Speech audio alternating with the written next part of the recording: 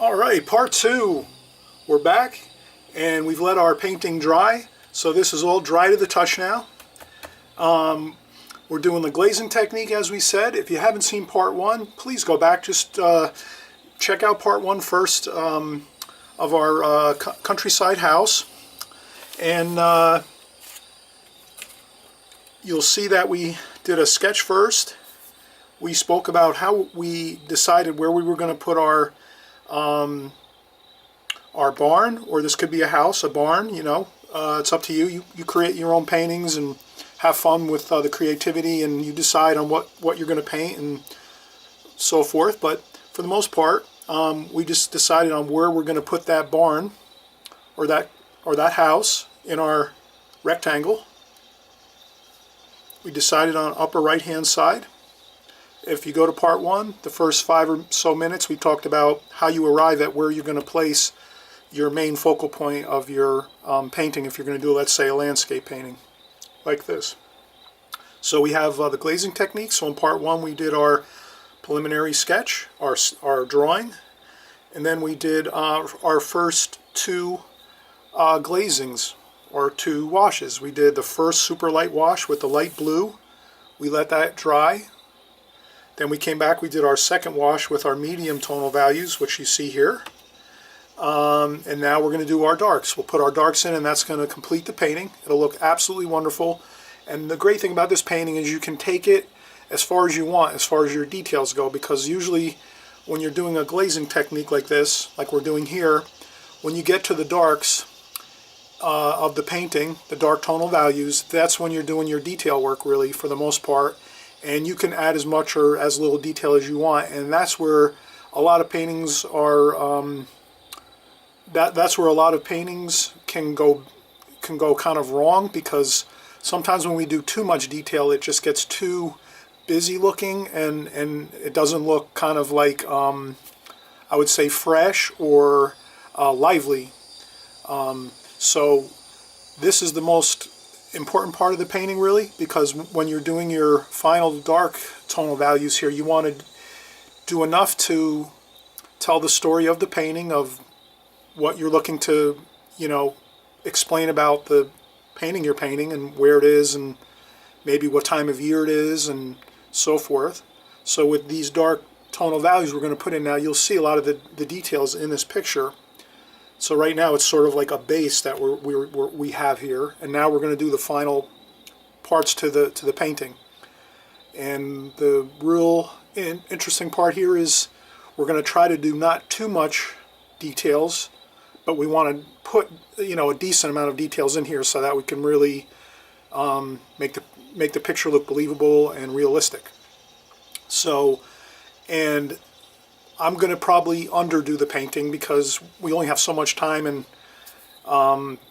you know, we could keep doing further parts, and it would get to be a little bit exhausting to keep on doing additional parts and going into every detail of the painting. But let's just say I'm going to do enough details that you get the idea of how to pretty much wrap up your darker, you know, the darker tonal values of the picture. And then if you want, you can go on and do a few more additional details. But as you'll see, we really probably won't need to do a lot more once I'm completed here. But you could take your time more and maybe do a few more details to it as you go. So we'll keep that in mind, that I'm doing a little bit less because of time. We're making videos here, and I'm trying to give you the main points of what the critical points of what we're doing to achieve the end result of a nice, beautiful painting. But at the same point, I'm not going too much into it where you're going to get bored and not really want to watch everything. So let's just get in and block in the main darks. We'll show you how we do the final darks here, the darker tonal values. Again, my tools are real simple. You know, a watercolor brush, which I have the Da Vinci Colinci Sables. I have a sponge here next to my water container. I have my water container with water and my palette, and that's really it. And then I also use a little bit of tissue I hold in my hand with my palette, so this way I can dry off my brush a little bit if I need to, depending on how much water I need for the paint. So let's go in, we'll start doing the darks, and this picture too, you're going to notice, this is a very, very warm painting. So you hear people, you know, sometimes talk about warm paintings, cool paintings. If we had a lot of blue colors in this, we could call that like a bluer painting. Maybe like a seascape is sometimes a cooler painting because there's lots of water, that's all blue, and then the sky is blue. Here we're doing much of a warmer painting, so this is more the warmer colors, lots of reds and golds, and then even in our shadows now, when I do my shadows, I'm going to use warmer colors. So let's get into the shadows of the darker tonal values. So burnt umber, burnt sienna. We're going to make some nice dark shadow colors, some French ultramarine blue mixed with the burnt umber and burnt sienna, and we'll just take the nice. And again, here you can see I'm going straight into the paint. I'm not even using water at this point. Just enough to dampen the brush, really.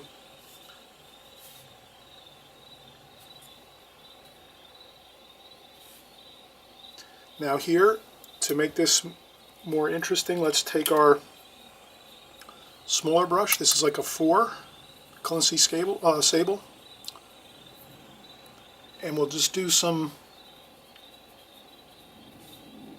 So when we do that, when we take that dark and we go down like that, that's negative shape painting, as we say. Negative shape painting, we paint around the object and we make it appear. So now we've made some bushes appear here by taking these darks down and just putting some sharper points on there.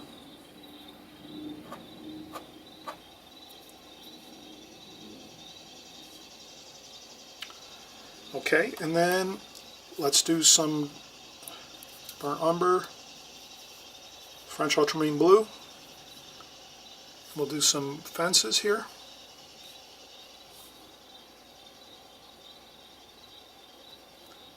I changed the marks. I don't want to make them all the same. Different heights, different thicknesses.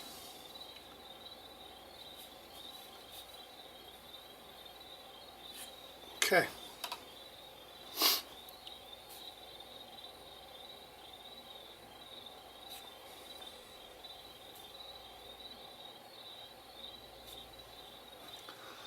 Okay, then we're going to do the same. Maybe we're going to add a little,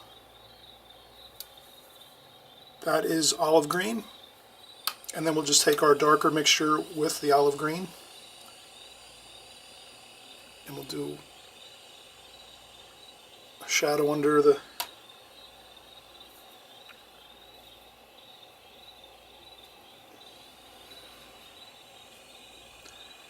roof, and then we'll do some barnwood.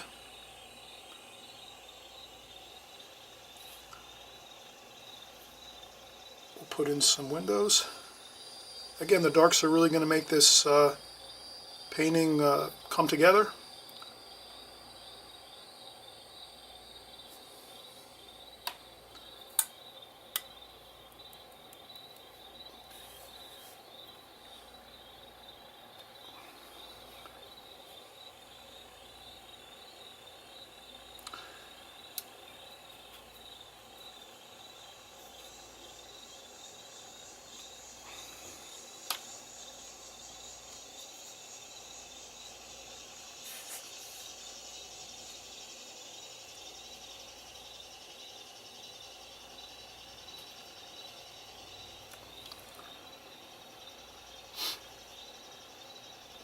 And then we're going to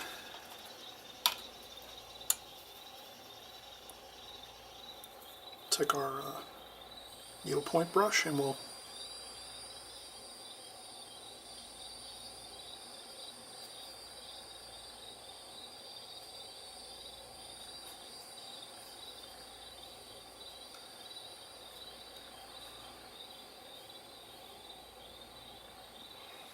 change up the thicknesses of the lines. This looks great. Now we have some thinner, really thin, fine lines.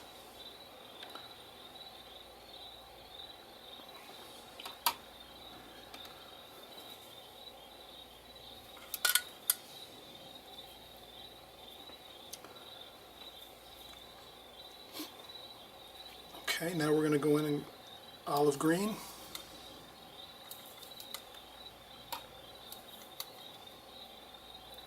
French ultramarine blue, olive green, a little bit of a cadmium red.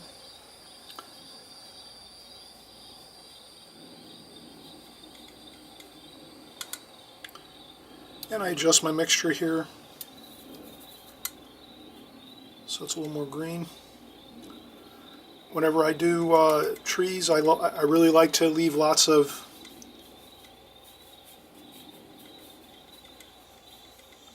space in between the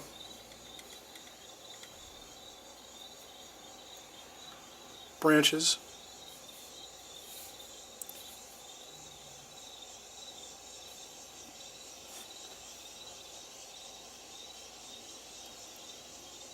Then we can use our fine needlepoint brush, and then we can do some more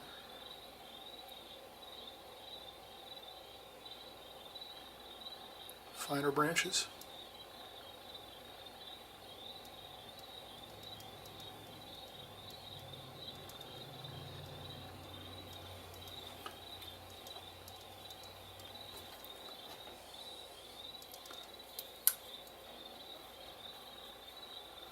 And again, let's do some darks. Let's do some burnt umber,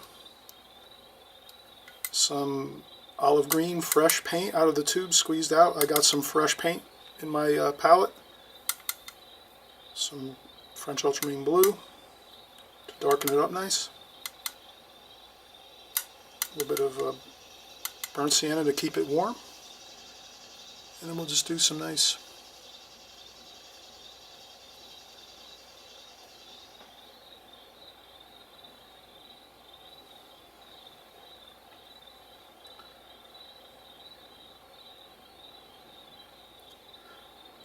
And like I said, I'm not going to keep, you know, doing a tremendous amount more to our painting here, I think.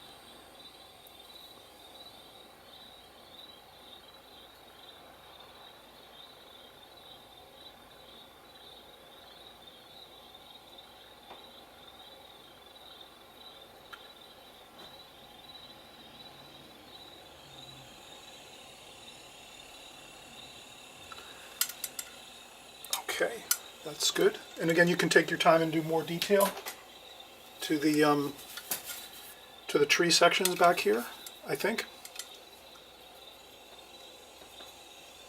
And some more French ultramarine blue, burnt umber, burnt sienna, olive green.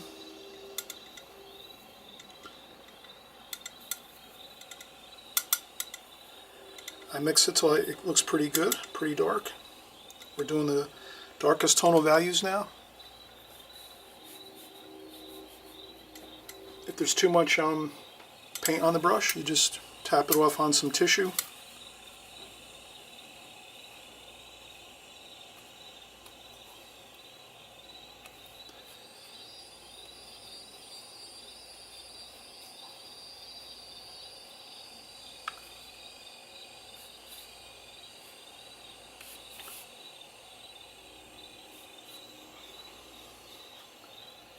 And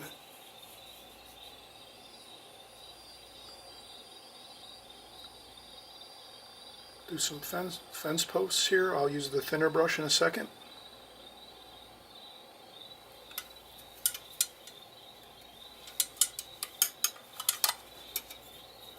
I'll use my thinner brush now and just kind of make a point on the roll of the brush and get a good point.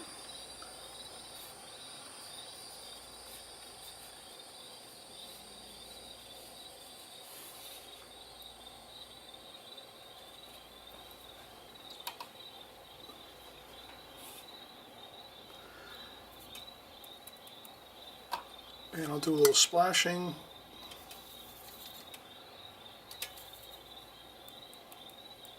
the foreground here.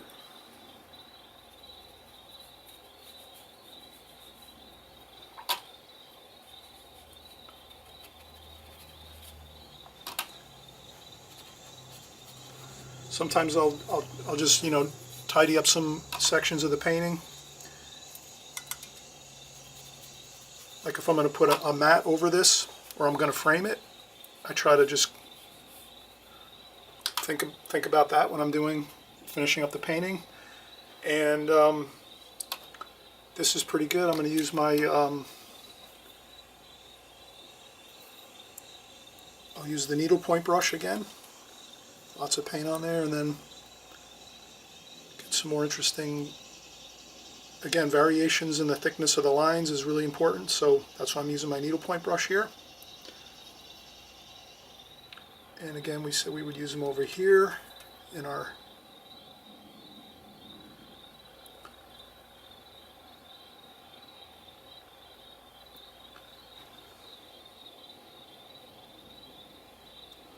Again, these are just, you know, nice and free strokes of paint with the needlepoint brush for the twigs and trees and things.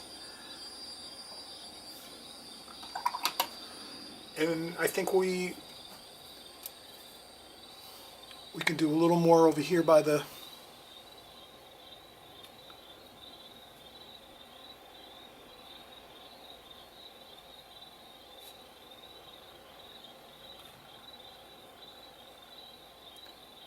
But right about here is where it's really getting pretty good. It looks really good, very believable. We could add some more, maybe some details here. Maybe there's a fence here.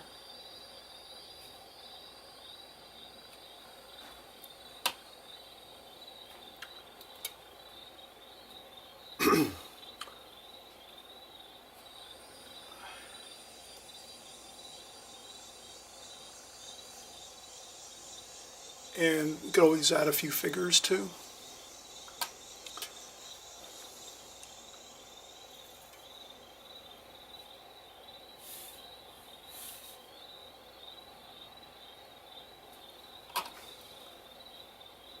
So we could put some figures in.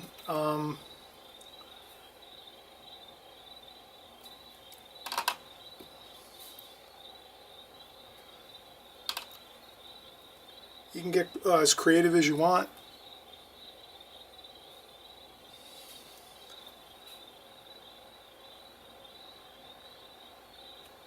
Some people working around the barn here.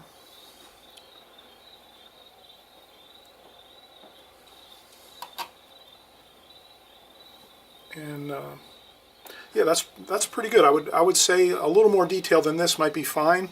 But going too much beyond this would kind of we'd lose the focus of the painting. So I think a little bit of, like there could be some more, I would go with some, again, our darks, burnt sienna, burnt umber, French ultramarine blue, and then we could do some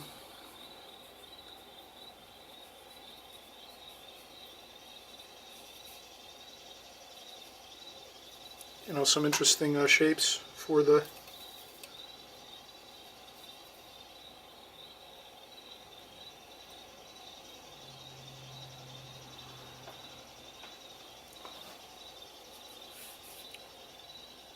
we could do some this could be a really nice so this would be this would explain the barbed wire here a little bit more. If we do a little bit of barbed wire, then that's an interesting effect we can have to explain this, that this is maybe a farm with a barn here, and it's interesting, an interesting scene.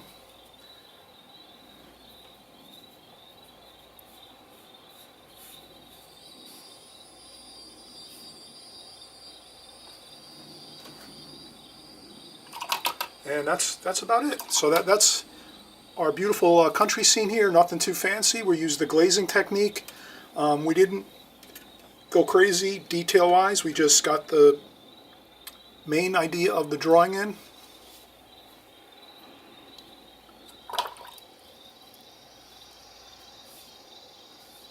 I'm doing a little bit of color to the roof here.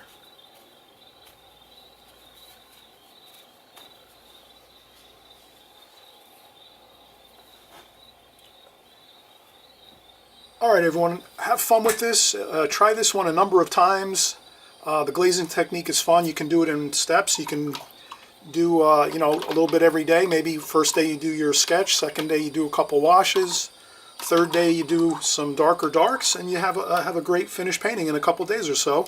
Or if you want to do everything at one time, you probably need to use a blow dryer or take breaks of a half an hour to 45 minutes in between your washes to get it where you won't have problems with your washes running into each other and creating problems for you. All right, everyone, have fun. Keep painting, enjoy, and great work out there.